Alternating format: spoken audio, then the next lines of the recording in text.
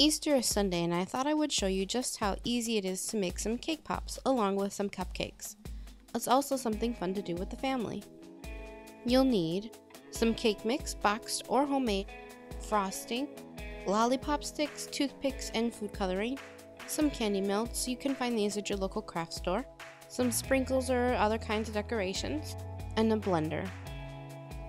First, you want to bake your cake and let it cool completely. I baked my cakes the night before. I used some of the batter to make some cupcakes as well. After your cake is cooled off and is room temperature, cut it into pieces small enough to fit inside your blender. This is the fastest and easiest way to destroy your cake for the next step.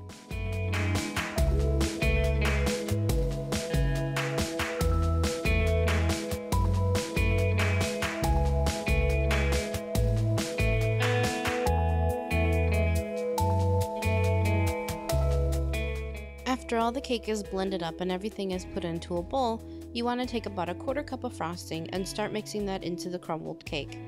I used vanilla frosting with the yellow cake and cream cheese frosting with the carrot cake.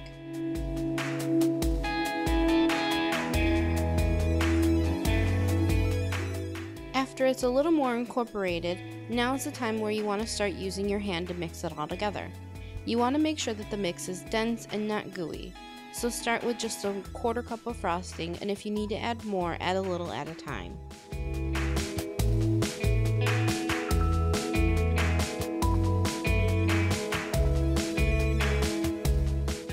Once the cake and frosting are all mixed together, you can put it into the fridge for 15 minutes or in the freezer for 5 to 10 to make it easier to work with.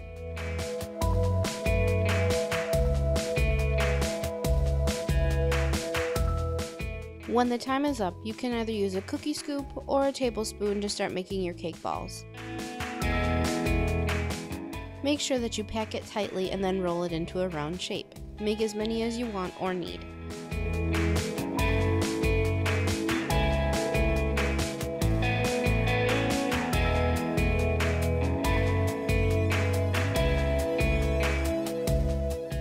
Now you want to take about 5 or so candy melts and melt them following the instructions on your package.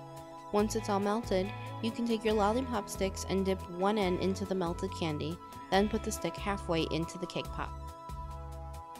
After you have all the sticks in place, put them back into the fridge for 30 minutes or the freezer for 15 minutes. While the sticks are setting up, now's the time you want to prep all of the candy melts and any kind of sprinkles or decorations that you want to put on your cake pop. The easiest way I found to coat the cake pop was to use a spoon and pour it over to coat it, then let the extra drip off. If you're going to add any sprinkles to the cake pop, this would be the time to do it because the candy sets pretty fast. You can do one of two things. You can have them sit on a plate and dry that way, or you can have them stand up so that they don't have any flat edges. You'll just need some floral dry foam. I used a mason jar to hold the plastic Ziploc baggie in place while I spooned the melted candy into the baggie.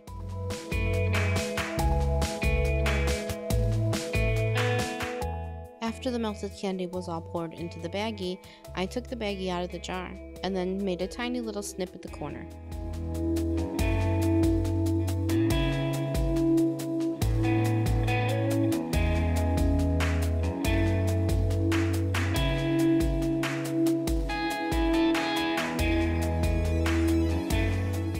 After you're done decorating all your cake pops, you can put them back in the fridge until you're ready to serve them. And you're done. Now for the cupcakes, I just used some of the mix of what I made for the cake pops before I made the cake. You want to let them cool completely before decorating them. I used vanilla and cream cheese frosting. White frosting is so boring, and when spring is in the air, you just want to pop a color everywhere. So I used a drop of purple food coloring into the vanilla frosting and 2 drops of orange food coloring into the cream cheese frosting. And as you can see here, I used the mason jar trick again. After I was done, I took a pair of scissors and snipped the tip off of the bag and started to pipe the frosting out.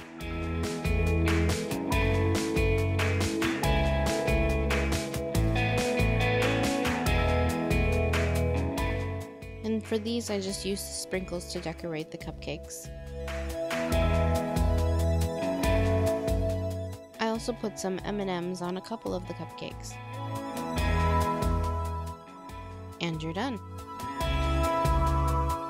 Thanks so much for watching my newest video. If you liked it, let me know and hit the like button. And if you liked it that much, subscribe to my channel to see my next video. And if you celebrate Easter, Happy Easter! See you again soon. Bye!